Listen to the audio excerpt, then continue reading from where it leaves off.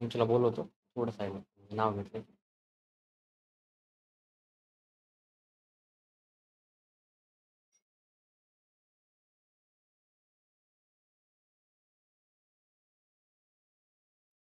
थोडं 5 मिनिट.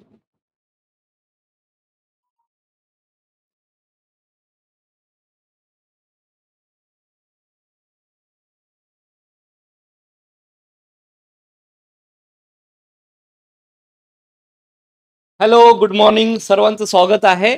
आणि आज तुम्ही पाहत असाल की गेल्या 2-3 दिवसापासून मी सांगत आहे की माझ्या पहिल्या बॅचची विद्यार्थिनी जिचं नाव पल्लवी भंडारे आहे आणि ती गेल्या 2-3 वर्षापासून आपल्या स्पर्धा परीक्षेची सरळ सेवेची तयारी करत होती. पण स्पर्धा परीक्षेमध्ये असं होत नाही की आपण अभ्यासाला लागलं म्हणजे 6 महिन्यामध्येच रिझल्ट येतो. तिनं कन्सिस्टन्सी ठेवली आणि तेवढ्या सुंदर नोट्स बनवायची की कधी-कधी आपण शिकवत असतानाच आपल्याला रिझल्ट दिसतो आणि मला नेहमी वाटायचं की ती लवकरात लवकर पहिल्यांदा पोस्टला लागेल आणि शेवटी आज तिला म्हणजे गेल्या 31 तारखेलाच आम्हाला कळलेलं आहे की 2 पोस्ट तिने क्वालिफाय केलेल्या आहेत आणि ती आज तुम्हाला भेटायला आपल्या अकॅडमीला आलेली आहे. तर आपण सर्वांनी वेलकम करूया पल्लवी मॅडमचं. पल्लवी या. तर तिचा 2-3 वर्षाचा प्रवास आणि तिनं 2-3 वर्षामध्ये जे काही मिळवलेलं आहे त्याचा सविस्तर तुम्हाला 15-20 मिनिटं मार्गदर्शन पण करेल आणि तुमच्या जर काही प्रश्न असतील तर तुम्ही कमेंटमध्ये विचारू शकता. ती तुम्हाला उत्तर देईल. वेलकम पल्लवी आणि सर, बोल. Good morning all of you.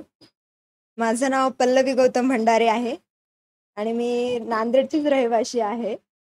माझे वडील ऑटो चालक आहेत आणि माझी आई हाऊसवाईफच आहे. मला 3 बहिणी आणि 1 भाऊ आहे. तर आमची परिस्थिती गरिबीचीच आहे. आणि माझं 1ली ते 10वीचं शिक्षण हे महात्मा फुले शाळेमध्येच झालेलं आहे. आणि ते 10वी पर्यंत झाल्यानंतर 10वीला मला 80% मार्क मिळाले. आणि याच्यापुढे 10वी आपला मूळ पाया असतो.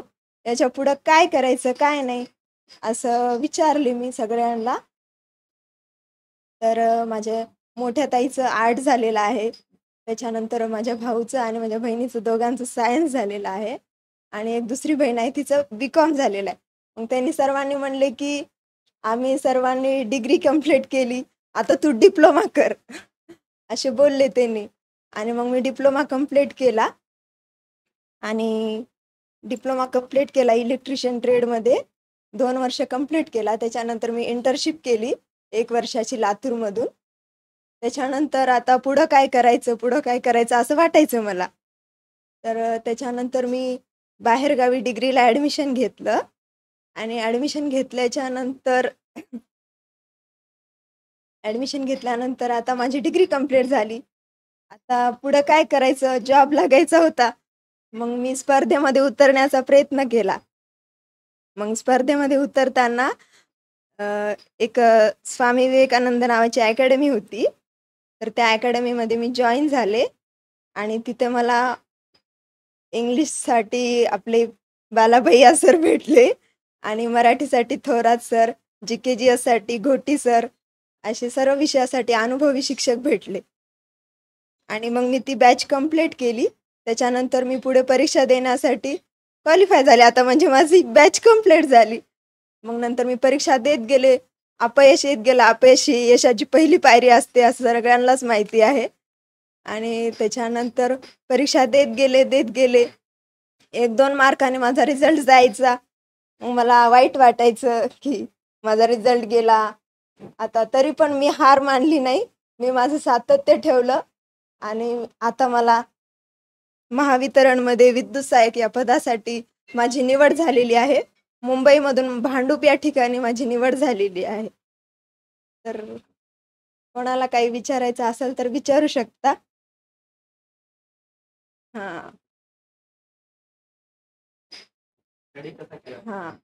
आणि मी स्टडी करताना आधी क्लासेस करायची आणि घरी जाऊन सगळं रिव्हिजन करायची. सरांनी जेवढं शिकवलं तेवढं मी घरी जाऊन रिव्हिजन करायची. त्याच्यात सगळ्यांना अवघड जाणारा विषय म्हटलं तर इंग्लिश. आणि इंग्लिशसाठी मला इतके बेस्ट टीचर भेटलेले आहेत बालाभैया सर. ते पूर्ण आता महाराष्ट्राला जुडलेले आहेत. तुम्हाला तर माहीतच आहे. आणि त्यांच्या ट्रिक्स ह्या इतक्या चांगल्या आहेत की परीक्षेमध्ये गेल्याच्या नंतर सरांची एक ना एक ट्रिक आठवती परीक्षा सोडवत असताना, प्रश्न सोडवत असताना. तुम्हाला माहित आहे बघा, एक सरची स्टार्ट आपल्याला म्हणजे टेन्स हा बेस आहे आपला. टेन्स शिकलं तरच आपल्याला सगळं काही जमतं.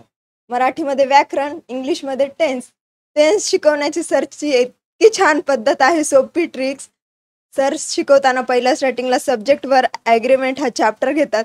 ते तर मला एवढा आवडायचा ना. त्याच्यामध्ये सर सांगायचे संगूसोबत संगू, पारूसोबत पारू. ही ट्रिक तर सगळ्यांनाच माहिती आहे. सर टेन्स खूपच भारी शिकवतात. टेन्स आला तर पुढचे सगळे चॅप्टर येतात.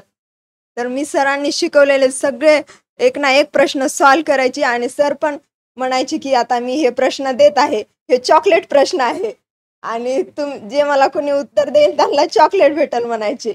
आणि मग सर द्यायचे क्वेश्चन आणि मग मी सॉल्व्ह करायचे. मग सरकडे असे कितीतरी चॉकलेट बाकीच आहेत माझे. हां, हां. तर खूप छान शिकवतात. सरचे क्वेश्चन सगळ्या परीक्षेला येतात. ओकॅप सरनं शिकवलं तेवढंच करायचं, बाकी कुणीच जास्त करायचं नाही. सरच्या नोट्सच्या बाहेर कोणतेच प्रश्न परीक्षेला येत नाहीत. सगळे ऑल परीक्षेसाठी सरनं शिकवलेले क्वेश्चन आणि सरने शिकवलेले चॅप्टर जसे शिकवतात तशी प्रॅक्टिस करायची आणि परीक्षेला आधी आलेले क्वेश्चन वगैरे असतात ते सॉल्व्ह करत राहायचे. बस. जी साठी म्हणलं तर सरांनी सांगितलेल्या नोट्स वाचायची आणि जनरल नॉलेज सगळं न्यूज वगैरे बघायची मी. आणि जी-के असा असा विषय आहे की दुपारच्याला वाचलं तर झोप येते. त्याच्यामुळे आपण ते सकाळी मॉर्निंगलाच वाचलं पाहिजे. जी-एस सब्जेक्ट. हं. हं.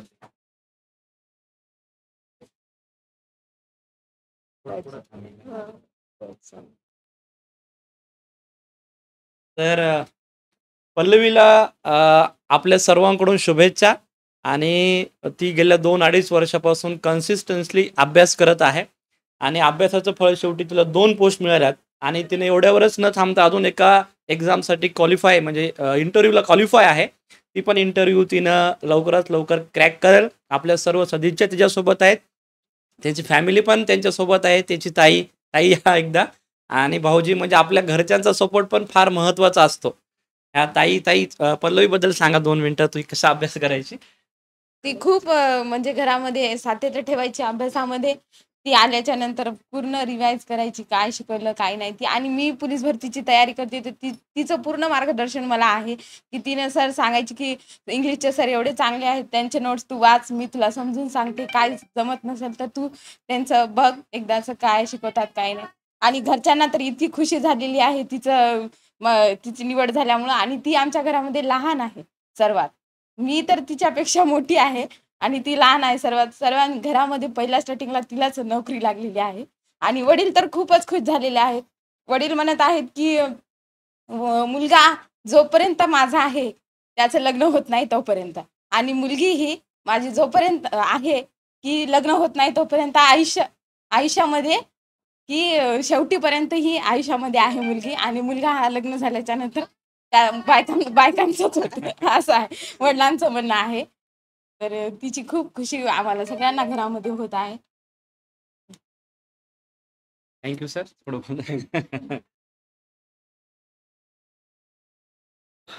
पल्लवी हे खूपच म्हणजे गरीब कुटुंबातूनच वर आलेले आहेत.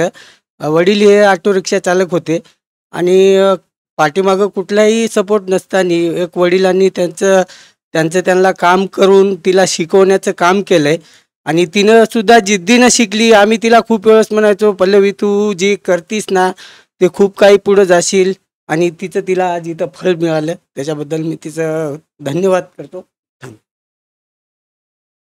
थँक्यू सर्वांचं. आणि आपली फॅमिली जर आपल्याला सपोर्ट केली तर यश नक्की मिळतंय. आणि तुम्ही पण पल्लवीसारखं जर एखाद्या 2 पोस्टमध्ये 2-3 मार्कानं किंवा 5-10 मार्कानं जर तुमचा रिझल्ट गेला, तरीही आपण जे ठरवलेलं आहे, आपण सुरुवात का केली हे न विसरता पल्लवीसारखं तुम्ही 2-3 वर्ष कन्सिस्टन्सी अभ्यास करा, पर्सिव्हरन्स, डेडिकेशननं करा आणि नक्कीच तुम्ही एक दिवस 11 PM क्लबला आणि आमच्या अकॅडमीला येऊन सत्कार घेसाल अशी आशा व्यक्त करतो. थँक्यू सर्वांचं. आणि वेळोवेळी ती तुम्हाला मार्गदर्शन करायला नक्की येईल. आज तिला दुसऱ्या पण प्रोग्रामला जायचं आहे. ती 2-3 दिवसापासून मी तिच्या सोबत होतो की बाबा आपल्या मुलांना ती भेटली पाहिजे, त्याबद्दल ती आली. थँक्यू. आणि सर्वांना पण आपण कमी वेळामध्ये लाईव्ह आलात त्याबद्दल थँक्यू. धन्यवाद. धन्यवाद.